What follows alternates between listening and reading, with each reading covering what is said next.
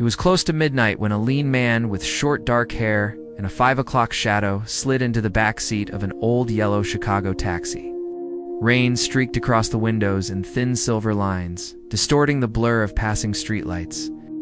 The driver, a stocky, middle-aged man in a baseball cap and padded jacket, kept his jazz station low, trumpet notes breaking the uneasy silence. "Archer Street, near the old viaduct," the passenger said quietly. The driver's hands tightened. On the wheel, eyes meeting his in the mirror. "You sure? People don't stay long there." A man just scribbled something in a worn notepad. The cab rolled through streets that felt too empty, storefronts dark, neon signs flickering like weak pulses. The driver took turns cautiously, scanning alleys as though they might move. "Been driving 30 years, he muttered. "And there's places that weren't here before, some that ain't here anymore." The cab slowed near the viaduct. Before the passenger could reach for his wallet, the driver dropped into gear and sped away. The man adjusted his jacket against the wind, boots splashing in shallow puddles as he moved toward the viaduct. The air smelled faintly of wet concrete and rust. He glanced at his phone. Archer Street was ahead, but something off to the left caught his attention. A narrow side street, barely wider than an alley, stretched under a single flickering street lamp. The angles of the surrounding buildings felt unnatural, like mismatched puzzle pieces forced together. The map app showed nothing. No road, no buildings, just blank space. The wind shifted, carrying a low hum, like a faraway generator, or a voice. His heartbeat quickened. He stepped toward the mouth of the street, shadow stretching unnaturally long in the lamplight. The hum stopped. The silence pressed against his ears, heavy and wrong. He turned his head slightly, noticing the viaduct behind him seemed farther away than it had moments before. He moved deeper into the narrow street, footsteps echoing unnaturally. On the corner ahead, a 3-story brick building with faded green awnings and a rusted fire escape drew his attention. He glanced away briefly, distracted by the sound of dripping water. When his gaze returned, the building was gone. An empty lot stood in its place, asphalt cracked and overrun with weeds. The mist swirled lazily, obscuring where the structure had been. His pulse skipped. He shook his head, blinking hard, but the building did not return. From his bag, he pulled a small instant camera. The photograph developed quickly. Only the empty lot appeared, no trace of the structure he had just seen.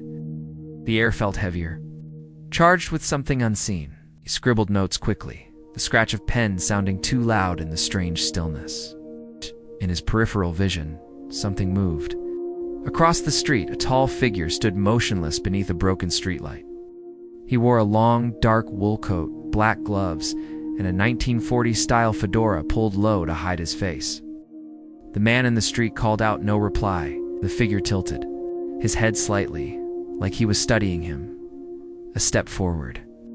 The stranger tipped his hat slowly as though in greeting or warning. Then he stepped back into a patch of shadow between two buildings and was gone. When the man reached the spot, there was nothing but an unbroken wall. No alley, no doorway, only the faint scent of rain clinging to the air. Somewhere behind him, a streetlight began to flicker. The man stood beneath the tall street lamp as it stuttered violently, light bursting and dying in rapid pulses. His shadow leapt erratically across the cracked pavement. The surrounding buildings seemed to lean in, edges warped by the flickering. Glow, then darkness. The city noise vanished. Cars, no wind, no distant footsteps. Just an oppressive silence that felt alive. His own breathing sounded unnaturally loud. Glanced at his phone. The screen glitched, flickered, and went black. The hairs on his arms rose. From far away, a single footstep echoed, then another. They grew louder, closer, though nothing moved in sight. The street ahead seemed longer than before, stretching into a blackness that hadn't been there minutes earlier. It was as if the city itself had opened a doorway. Daniel's pulse was still drumming from what he'd just seen. A street that did not exist moments ago. A figure that melted into shadow. The rain-slick pavement glistened under a dim amber streetlight as he stepped forward. The figure had vanished into a narrow alley, barely wide enough for two people to walk side by side. He entered, feeling the air change instantly. It was colder here, sharper, as if he'd stepped into a different climate. The usual distant hum of Chicago traffic was gone. His own footsteps sounded too loud, bouncing off the wet brick walls. Graffiti stretched across them, the kind you had to look twice at, symbols carved over older faded tags. The strangest part, he was sure they hadn't been there seconds ago. Halfway through, he stopped. The alley seemed longer than it should be. He turned to look back at the street. It was gone. Behind him, only darkness. Daniel pressed forward, his breath clouding in the cold. Somewhere behind him, a soft crunch echoed footsteps, spun around. Nothing. The alley was empty. But the bricks, they weren't the same. They looked older now, weathered as if decades had passed in a blink. Faded ads for long-defunct Chicago brands bled through the crumbling plaster. He pulled out his phone. No signal. The screen glitched, static tearing across the display before it went completely black. Then the footsteps came again. But this time, above him. He looked up. A figure stood on a fire escape, silhouetted against the weak glow of a flickering street lamp. Before Daniel could speak, it stepped back, vanishing into the dark. The silence that followed was heavier than before. As though the alley itself was holding its breath, the alley narrowed even more until Daniel reached a dead end, or so it seemed. A single rusted metal door sat in the wall, its surface scarred with deep scratches and peeling layers of old green paint. He hesitated, running a hand over the corroded handle. It was warm, strangely warm for a night this cold. With a sharp inhale, he turned it.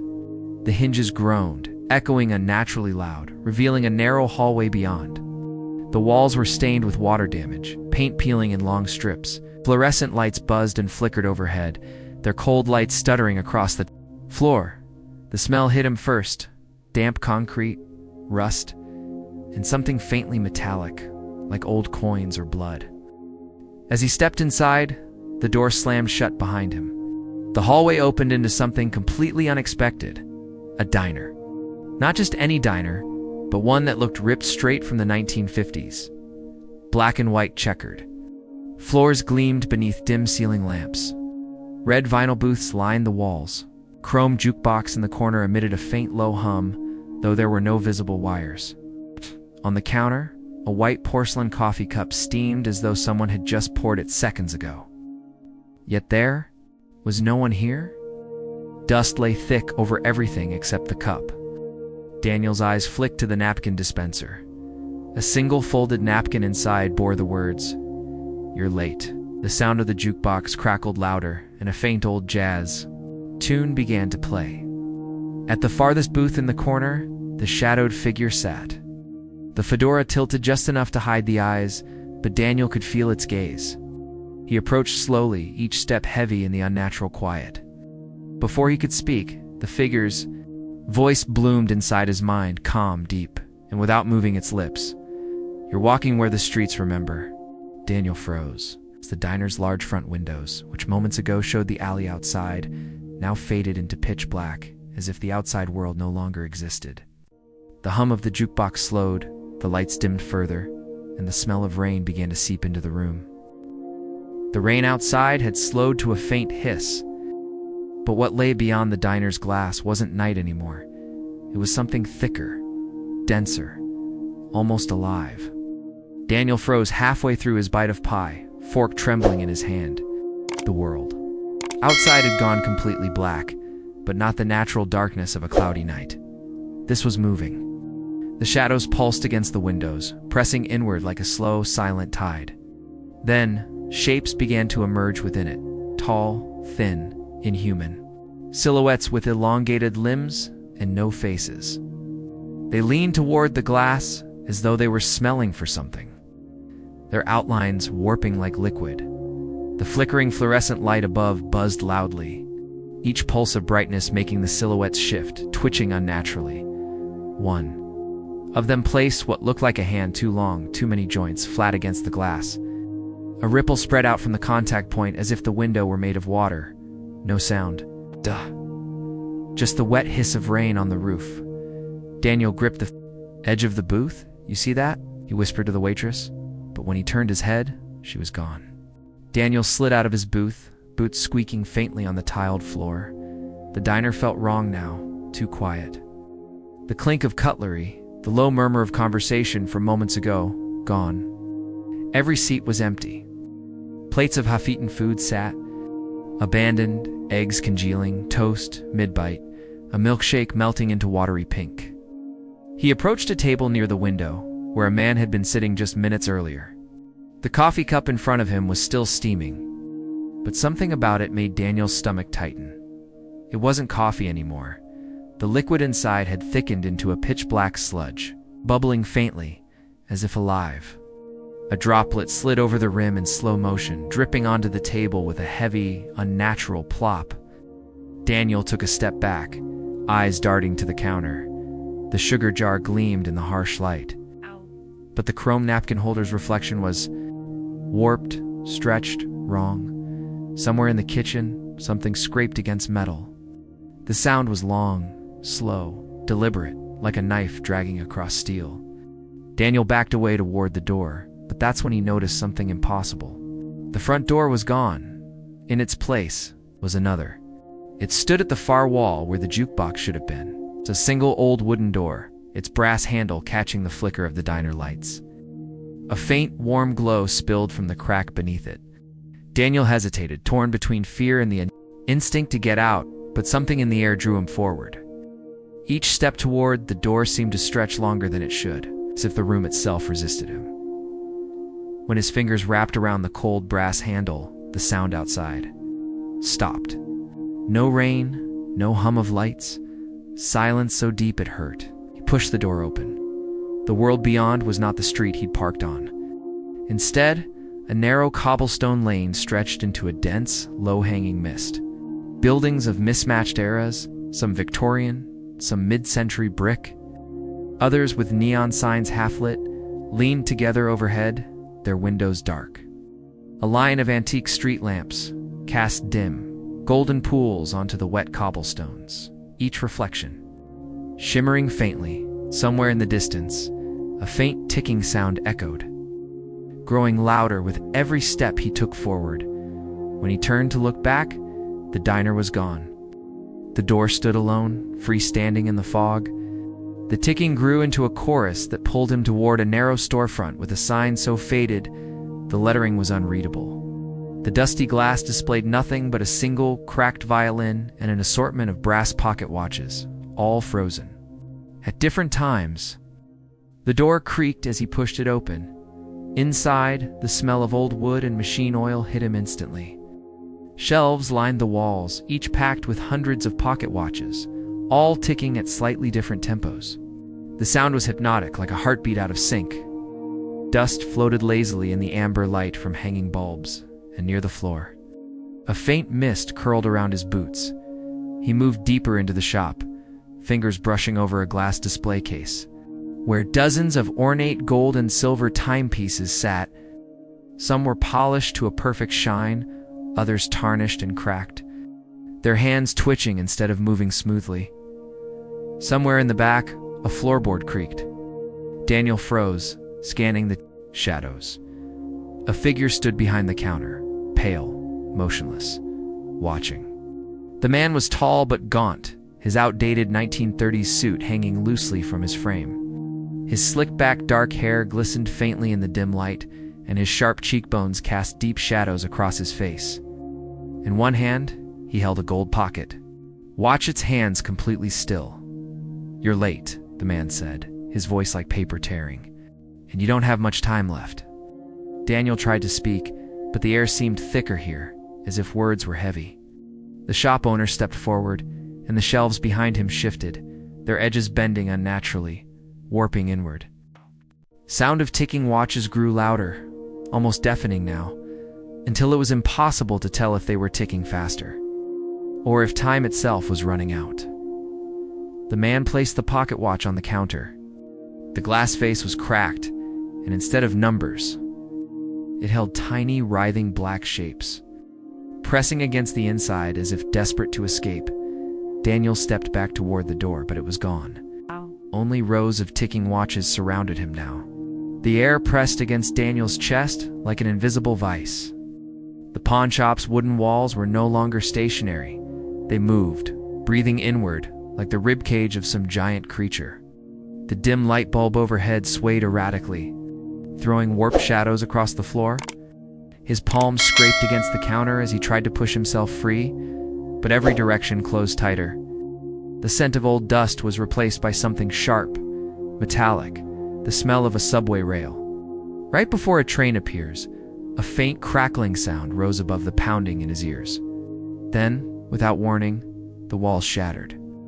They didn't splinter like wood, they fragmented like glass, exploding outward in a burst of shimmering shards that vanished before touching the ground.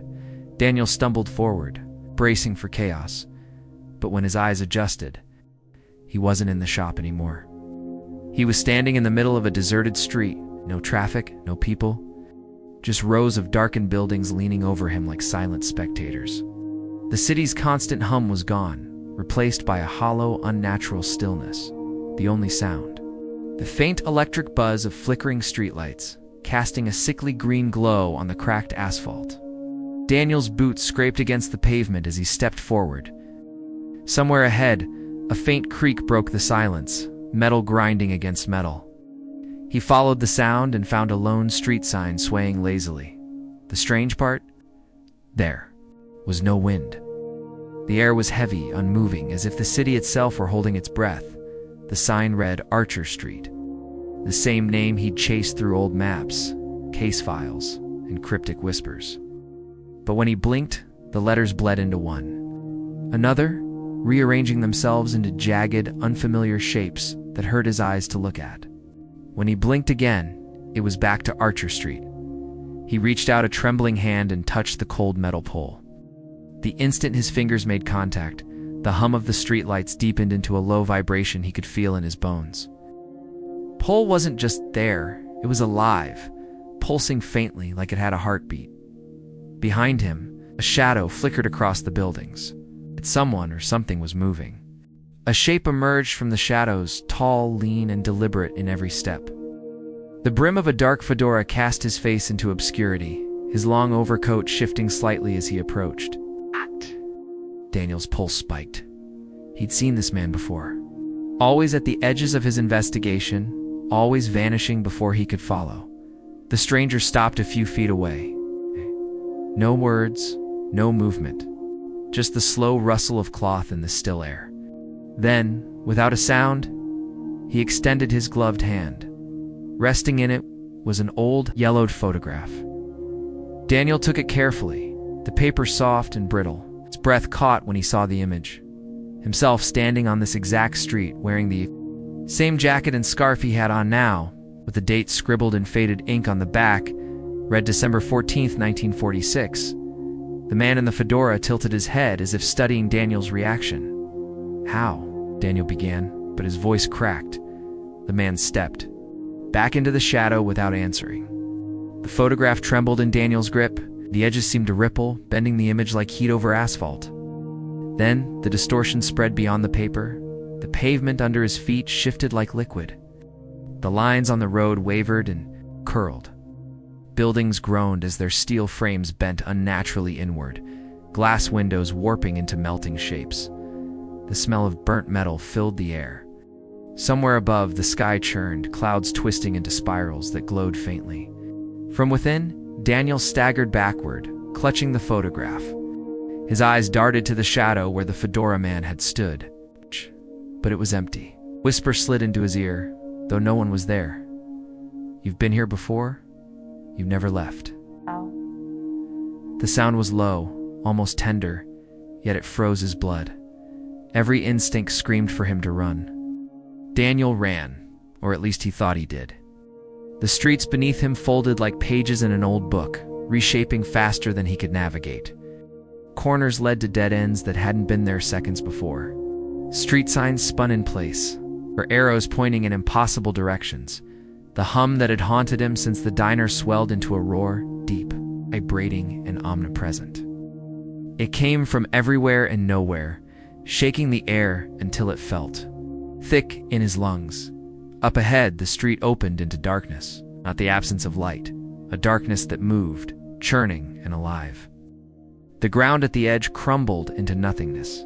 The last thing he saw before the city folded completely was a final flicker of the fedora's brim. Then silence.